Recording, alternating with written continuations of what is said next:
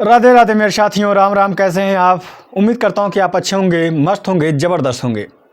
तो नया साल में रीजनिंग एंड मैथ वाला आपको लेकर आया है यूट्यूब पर बम्पर धमाका, जो कि एकदम निःशुल्क होगा। रीजनिंग और मैथ आपको उस पर पढ़ाया जाएगा एकदम निःशुल्क मेरे साथी। तो आप लोग जल्दी से अपने साथियों को शेयर कीजिए और उनको बता दीजिए कि यूट्यूब की दुनिया में एकदम निःशुल्क समझ जाइए, A to Z आपको पढ़ाया जाएगा मैथ और रीजनिंग।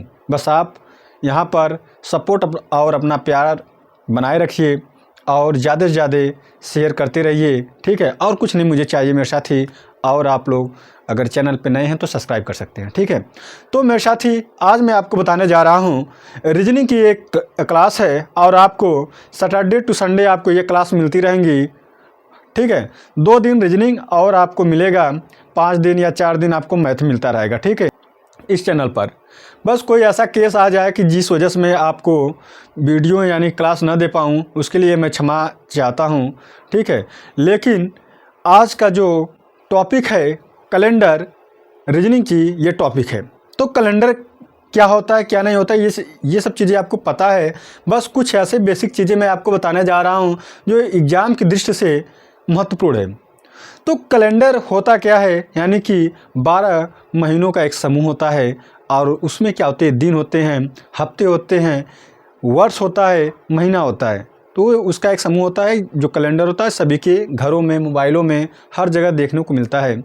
तो उसमें उसका उपयोगिता क्या होता है, उसकी उपयोगिता से हम अपने दिनों का निर्धारण कर लेते हैं, ठीक है। और ये सब चीज़ें कैसे होती हैं, सूर्य पृथ्वी के यानी कि जब ये उत्तरायण और चंद्रायण होते हैं तो उस पर भी क्या प्रभाव पड़ता है, ये सब भूगोल की टॉपिक है, आप वहाँ पर जाकर देख सकते हैं। और उसमें क्या होता है कि जब सूर्य के चारों तरफ पृथ्वी घूमती है तो इससे ही आपके मौसम परिवर्तन होता है। और पृथ्वी जब अपने परितः घूमती है यानी कि अपने रोटेट करती है तो उसकी वजह से दिन और रात होता है। और सूर्य के जब चारों तरफ घूमती है उसकी वजह से क्या होता है, मौसम में जो आपको डिफरेंस देखने को मिलता है उसकी वजह से होता है। जब पृथ्वी सूर्य से काफ़ी दूर होती है उस समय ठंड का मौसम होता है, जब उसके पास होती है तो गर्मी आता है, ठीक है। तो मेरे साथी, इस पर हम न जाएंगे, अब आएंगे वर्ष और महीने और आपका जो दिन होता है, ठीक है। तो दिन आपको पता ही है, सप्ताह में 7 दिन होते हैं। क्या कितने दिन होते हैं? 7 डे। महीना कितना होता है? एक वर्ष में 12 महीने होते हैं। कौन कौन से महीने होते हैं आपको पता ही होगा, जनवरी से लेके दिसंबर तक। जनवरी, फरवरी, मार्च, अप्रैल, मई, जून, जुलाई, अगस्त, सितंबर, अक्टूबर, नवंबर, दिसंबर, ठीक है। और फिर एक वर्ष में कितने दिन होते हैं? तो 365 और 366। अब मेरे साथी, 2 चीज़ें क्यों होता है? तो क्या होता है कि 365 सही 1/4 होता है ये एक्चुअली, ठीक है। 365 सही 1/4 इतना होता है। तो 1/4 जो होता है, इसी को पूरा करने के बाद हर तीसरे यानी हर चौथे साल ये 366 दिन का क्या होता है, आपका वर्ष होता है। तो इस वाले को बोलते हैं लीप वर्ष। क्या बोलते हैं? लीप वर्ष मेरे भाई, ठीक है। इस वाले को क्या बोलते हैं? लीप वर्ष। लीप वर्ष में आपको जो दिनों की संख्या होता है वह आपको 366 देखने को मिलता है। और साधारण यानी कि जनरल ईयर में आपको क्या देखने को मिलता है? साधारण वर्ष में आपको देखने को मिलता है दिनों की संख्या 365, ठीक है। चलो, तो कैसे हम निर्धारण करेंगे कि कौन सा वर्ष साधारण है और कौन सा वर्ष जो है वह लीप वर्ष है? तो इसका जो चेक करने का एक आपको मैं चेकर जो पॉइंट होता है वह तो 4 या 400 होता है, ठीक है। जो वर्ष होते हैं, सिंपल वर्ष होते हैं, उनमें 4 से भाग दे के चेक करते हैं। लेकिन शताब्दी वर्ष जो होते हैं उसे अगर चेक करने के लिए 400 से डिवाइड करते हैं, ठीक है। चलो, जब 400 से भाग देंगे और भाग पूरी चली जाएगी, वह वर्ष होता है आपका लीप वर्ष। अच्छा, लीप वर्ष और साधारण वर्ष में डिफरेंस किस महीने में होता है? तो वह डिफरेंस केवल और केवल होता है मेरे साथी फरवरी में। लीप वर्ष में जो फरवरी होती है वह 29 दिनों की होती है, और साधारण वर्ष में जो फरवरी होती है वह 28 दिनों की होती है, और सब जो दिनों की संख्या होता है वो सेम होता है। यही से जो आपके अंतर देखने को मिलता है इसी वजह से मिलता है कि किसमें 29 तारीख को काउंट किया गया है और 28 फरवरी तक कोई दिक्कत नहीं होता है। प्रॉब्लम कहाँ होता है? प्रॉब्लम होता है 29 फरवरी को लेकर। 29 फरवरी किस सन में काउंट किया गया, किस वर्ष में लिया गया है। अगर वर्ष लीप वर्ष होगा तो वहाँ पर 29 फरवरी आती है, अगर साधारण वर्ष है तो वहाँ पे फरवरी 28 तक होती है। ठीक है, चलो अब मैं बता दूं कि आपको कुछ चीज़ें। सप्ताह में 7 दिन होते हैं, ठीक है।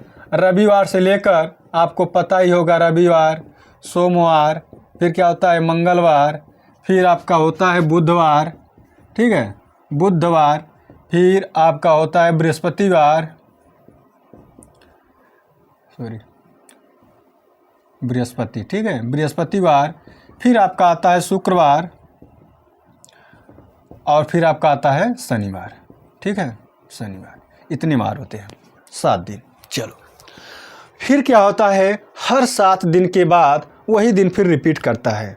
इसका मतलब क्या निकला कि किसी भी तिथि में अगर हम 7 या 7 का मल्टीपल, यानी कि मल्टीपल मतलब होता है गुणज, यानी कि 7, 14, 28 अगर ऐसे जोड़ते जाएं, 21 जोड़ते जाएं तो वही दिन मिलेगा। जैसे अगर हम कहें कि 5 मार्च को क्या है, रविवार है, रविवार है। अगर इसमें हम 7 जोड़ेंगे तो 12 मार्च को भी क्या पड़ेगा, रविवार ही पड़ेगा, ठीक है। ऐसे अगर जोड़ते जाएंगे, अगर इसमें फिर 7 जोड़ेंगे तो 19 तारीख को भी, 19 मार्च को भी रविवार पड़ेगा, ठीक है। और जो इससे ऑड होते हैं, जैसे अगर मैं कहूँ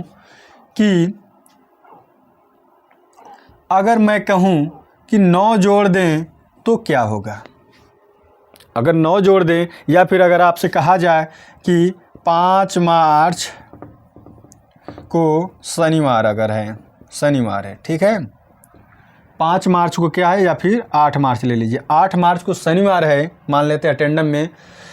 तो अगर आपसे ये पूछिए कि 120 दिन बाद कौन सा दिन होगा, 120 दिन बाद, 120 दिन बाद आप कहे, या कोई भी आपको कितना भी समय दिन दे दे आपको, तो कैसे ज्ञात करें कौन सा दिन आएगा? तो हमेशा आप 7 से भाग देना। 7 से भाग देंगे तो हमें भागफल से नहीं मतलब होगा। मेरा जो मोटी, यानी कि जो मेरा की पॉइंट है वह शेषफल है। शेषफल क्या बचता है, तो जब 7 से भाग देंगे तो शेषफल आने की जो पॉसिबिलिटी है वह 7 होगी, लेकिन क्या क्या होगा, या तो 0 आएगा, या तो 1 आएगा, या तो 2 आएगा, या तो 3 आएगा, या तो 4 आएगा, या तो 5 आएगा, या तो 6 आएगा, ठीक है। भाग पूरी चली जाएगी तो यही 0 आएगा, यानी कि 7 हो जाएगा। चलो, जब भाग चली जाएगी, यानी कि रिमाइंडर जब 0 आएगा, शेष अगर 0 आएगा, और बात आगे की हो, आगामी, विगत का है तब पीछे घटाते हैं, आगे का है तो 1 दिन आगे जाएंगे। अगर शेषफल 1 आएगा तो 1 दिन आगे जाएंगे, अगर शेषफल 2 आया तो 2 दिन आगे जाएंगे। जैसे शनिवार है और मान लेते हैं शेषफल आपका आ जाता है 2, यानी 2 दिन बाद आपको जाना है, तो शनिवार के बाद रविवार, फिर दूसरा दिन सोमवार, तो सोमवार आ जाएगा, ठीक है। तो ऐसे रिमाइंडर आएंगे। तो 120 में 7 से अगर हम भाग देंगे तो आपका भाग 7 एकम 7, 5 7 7 49, यानी कि 1 शेष आ गया। 1 शेष आ गया, तब आप क्या करेंगे, 1 दिन आगे चले जाएंगे। 1 दिन जब आगे जाएंगे, 1 दिन आगे जाएंगे तो क्या आ जाएगा, रविवार आ जाएगा। क्या आ जाएगा मेरे भाई, रविवार आ जाएगा, और आपका ये आंसर सही हो जाएगा, ठीक है, ऑप्शन में दिया होगा। चलो अब अगर मेरे भाई आपसे इस टाइप के क्वेश्चन आते हैं, वैसे अगर मैं आपसे ये कहूँ मेरे भाई कि पीछे जाना हो, अगर ये कहूँ कि 1 जुलाई क्या है, सोमवार है, ठीक है। अगर मैं कहूँ 1 जुलाई को सोमवार है, तो अगर या फिर डेट दे दूँ, अगर ये मैं कहूँ कि 5 मार्च को कितना है, या फिर आपसे ये कहूँ कि 12 जून को कौन सा दिन होगा, तो इसमें क्या है, देखेंगे कितने इनके बीच का दिनों का अंतर कितने दिन का है। तो 12 जून कितने का होता है, 30 का होता है, 18 दिन इसमें बचा हुआ है, 18 और इसमें जब जाएंगे तो 19 दिन, ठीक है, 19 दिन हो जाएगा। मतलब कि अगर 19 दिन में अगर हम 7 से भाग देंगे, 19 में 7 से भाग देंगे तो आपका रिमाइंडर क्या आएगा, 5 आएगा। क्या आएगा, शेषफल 5 आएगा। तो 5 जब पहले जाना हो यानी पीछे जाना हो तो घटाते हैं, पीछे जाते हैं। कैसे जाते हैं, या तो आप 5 दिन पीछे जाइए या फिर 2 दिन आगे जाइए। कैसे, 7 में से आप 5 को घटा लेना, वही आ जाएगा, ठीक है। तो ये माइनस का था, मतलब पीछे जाएंगे, माइनस का था ना 5, पीछे जाने के लिए माइनस हो गया, या फिर 7 में से अगर घटाएंगे तो 2 दिन आगे जाएंगे। क्यों, क्योंकि जो दिनों की संख्या है मेरे साथी वो एक सर्किल में है। अगर मैं कहूँ, अगर ऐसे हैं 4 7, ठीक है। अगर मैं आपसे ये कहूँ कि यहाँ पर लिख दिया हूँ मैं रविवार, सोमवार, मंगलवार, बुधवार, और यहाँ पर बृहस्पतिवार, यहाँ पर शुक्रवार, और अगर यहाँ पे शनिवार है, ठीक है, शनिवार। चलो ये चीज़ें आप समझ जाइएगा, पूरा नहीं लिख रहे हैं, ठीक है। अगर मैं कहूँ कि मुझे 5 दिन पीछे जाना है, या तब देखो 1 2 3 4 5 यहाँ पर आ रहा हूँ, मंगल पे आ रहा हूँ, ठीक है। चलो अगर मैं यही कहूँ कि मुझे 2 दिन आगे जाना है, कोई डिफरेंस नहीं। क्यों, पहले टोटल गिन लेंगे, कितने होते हैं, 7 हैं, 7 हैं। चलो कितना दिन पीछे जाना है आपको, 5 दिन पीछे जाना है, तो 5 माइनस का घटा लेंगे तो क्या आ जाएगा, 2 दिन आगे चले जाएंगे, उल्टा उसका रिवर्स हो जाएगा, ठीक है।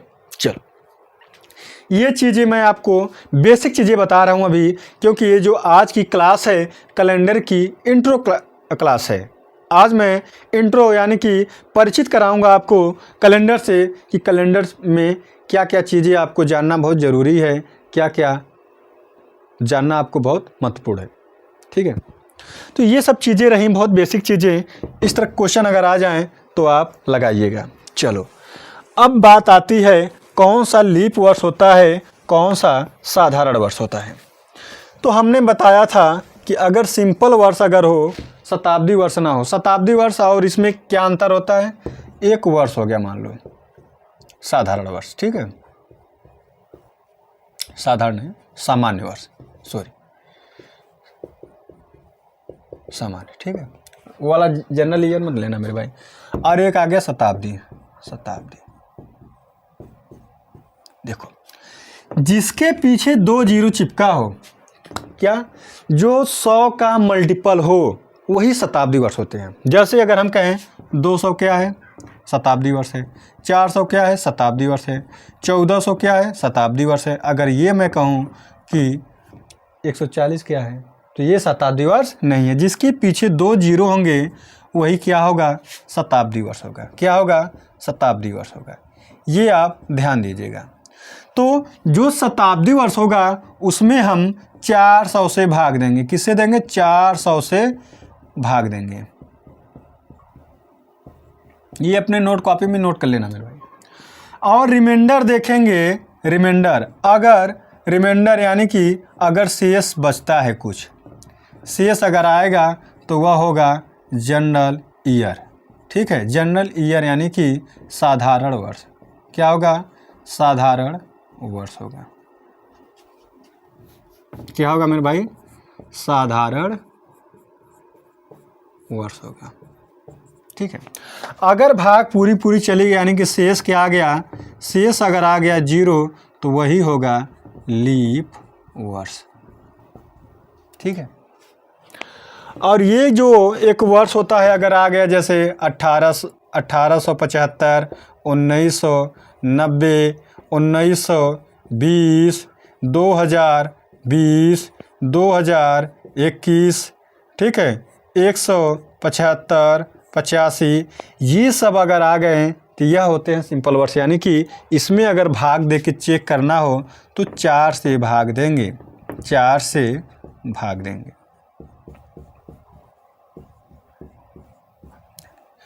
अगर भाग पूरी चली गई, अगर भाग पूरी चली गई मतलब शेषफल आपका अगर 0 आया, शेषफल अगर आपका 0 आया तो वह वर्ष क्या होगा? लीप वर्ष होगा, लीप वर्ष होगा। अगर शेषफल आता है, जब 4 से भाग देंगे तो शेषफल क्या क्या आएगा? या तो 1 आएगा, या तो 2 आएगा, या तो 3 आएगा। ठीक है, 0 आएगा तो उसमें चला गया, भाग पूरी चली गई। ठीक है, चलो तब क्या होगा? ये होगा सामान्य वर्ष। इसी को बोलते हैं जनरल ईयर, साधारण वर्ष। ठीक है, सामान्य वर्ष इसी को बोलते हैं साधारण वर्ष। और हमने आपको यह भी बताया था कि लीप वर्ष में दिनों की संख्या 366 होती है। और हमने इसमें बताया था कि दिनों की संख्या क्या होता है? 365 होता है। तब मतलब क्या निकला? 366 में अगर हम 7 से भाग देंगे तो रिमाइंडर 2 आएगा। 365 में अगर हम 7 से भाग देंगे तो शेषफल यानी रिमाइंडर 1 आएगा। मतलब क्या हुआ मेरे साथी? अगर हम वर्षों से किसी दूसरे वर्ष में जाएं तब सीधे अगर वह वर्ष साधारण होगा तो हम 1 दिन आगे चले जाएंगे। अगर आगे जाना है तो पीछे जाना है तो ये देखेंगे किसकी फरवरी ली गई है। अगर लीप वर्ष की ली गई है तो 2 दिन पीछे, अगर साधारण वर्ष की ली गई है तो 1 दिन पीछे होंगे। तो मेरे भाई अगर आगे जाना है वर्ष में, जैसे अगर मैं कह दूं कि पूरा तिथि जैसे 20 फरवरी 1998, ठीक है, से जाना है आपको 20 फरवरी 1999 में। अगर ये दिन आपका रविवार है तो इस दिन क्या होगा? तो आप एक चीज़ ध्यान दीजिएगा कि जब डेट यानी कि ये सेम हो और मंथ भी क्या हो? सेम हो, वर्षों में अंतर 1 का हो, तब देखा जाएगा कि फरवरी जो है, पहले तो ये देखा जाएगा कि जो वर्ष है वह साधारण है कि लीप वर्ष है। तो 4 से भाग देने का एक तरीका, अगर आप मैथ पढ़ते हैं रीजनिंग और मैथ वाले पे, तो आपको मैं बताया हूँ तरीका विभाज्यता का नियम। अगर 4 से भाग देना हो तो अंतिम के 2 अंक में भाग देना। अगर भाग पूरी चली जाएगी तो वह संख्या पूरा 4 से विभाज्य होगा। लेकिन मेरे भाई अगर भाग पूरा नहीं जाएगा, रिमाइंडर कुछ बचेगा, तब क्या कहा जाएगा? तब ये कहा जाएगा कि वह साधारण वर्ष है। तो ये साधारण वर्ष होगा। क्यों? क्योंकि 4 से भाग देंगे तो भाग नहीं जाएगा। क्यों मेरे भाई? क्योंकि इकाई अंक पे विषम है तो कभी जाएगा ही नहीं सम संख्या से भाग। चलो यहाँ पर भाग देंगे तो 4 दूना 8, 4 चौको 16, ये भी भाग नहीं गया। मतलब क्या हुआ मेरे साथी? वर्षों का जो डिफरेंस है वह 1 वर्ष का डिफरेंस है और दोनों वर्ष क्या है? साधारण है। तो ये भी क्या है? साधारण है। ठीक है, साधारण वर्ष है। तब क्या हमने बताया था? 1 दिन आगे चले जाएंगे। तो 1 दिन मेरे भाई यहाँ पे जोड़ेंगे तो रविवार से सीधे क्या हो जाएगा? ये सोमवार हो जाएगा। ठीक है, सोमवार। ये चीज़ें आपको समझ में आया कि नहीं आया? आप कमेंट करके ज़रूर बताइएगा। और मुझे आपसे अपेक्षा है कि आप लोग इस वीडियो को पूरा अंत तक ज़रूर देखते होंगे और लाइक और शेयर ज़रूर करते होंगे, अपने साथियों को भी बताते होंगे। तो ये उम्मीदें हैं मेरे साथी, मेरे उम्मीदों को मत तोड़ना, क्योंकि ये जो आपका परिवार है, एक छोटा सा गरीब सा नन्हा सा परिवार है। आप लोगों का यहाँ पे प्यार है और आप लोगों का ही सपोर्ट का मुझे आशाएं हैं। आप लोग सपोर्ट करेंगे, आप लोग ज़्यादा से ज़्यादा प्यार मोहब्बत करेंगे तो आपका ये परिवार एक दिन बहुत बड़ा परिवार बनेगा। ठीक है, तो आप लोगों का बहुत बहुत धन्यवाद मेरे साथी, बहुत बहुत शुभकामनाएँ। कि आप लोग जल्दी से अपनी मंजिल को हासिल कर लें, अपने लक्ष्य को प्राप्त कर लें। जो भी आपको जॉब करना है, रेलवे की आ रही है ग्रुप डी की वैकेंसी, उसे भी आप देखिएगा। काफ़ी अच्छे इसमें सीटें आ रही हैं, 58,000 शायद, ठीक है। नोटिफिकेशन आया है, वो भी क्लियर नहीं हुआ है कि कितना है, 32,000 से 58,000, ठीक है। तो मेरे भाई आप तैयारी कीजिए। SBI बैंक का भी आया, उसमें भी कैलेंडर पूछा जाता है, और NTPC का एग्ज़ाम चल ही रहा है तो उसमें भी ये पूछा जाता है। अगर आप पुलिस का एग्ज़ाम देंगे तो उसमें भी पूछा जाता है। तो ये जो टॉपिक है, अगर रीजनिंग पूछा जाता है तो कैलेंडर उसमें ज़रूर आता है, चाहे आप टेट का दें या फिर सीटेट का दें। शायद सीटेट में आता है कि नहीं, क्लियर नहीं है, लेकिन पूछा जाता है अक्सर, ठीक है। तो ये रहा आज का बेसिक इन्फॉर्मेशन, और आप लोग कमेंट करके बताइएगा कि आज का क्लास कैसा रहा, शानदार रहा कि क्या रहा। ये तो रहा इंट्रो क्लास। कल से संडे है, कल मैं आपको बताऊंगा, अच्छे से इसके क्वेश्चन लाऊंगा, ठीक है। तो जो चीज़ें यहाँ पे समझाना था, आई होप कि हम समझा दिए हैं। जो भी कमियाँ होंगी वो आप लोग कमेंट करके एक बार बता दीजिएगा, फिर उस कमियों को भी दूर किया जाएगा, तंदुरुस्त किया जाएगा मेरे साथी। तो आज के लिए बस इतना ही। राधे राधे, धन्यवाद मेरे साथी।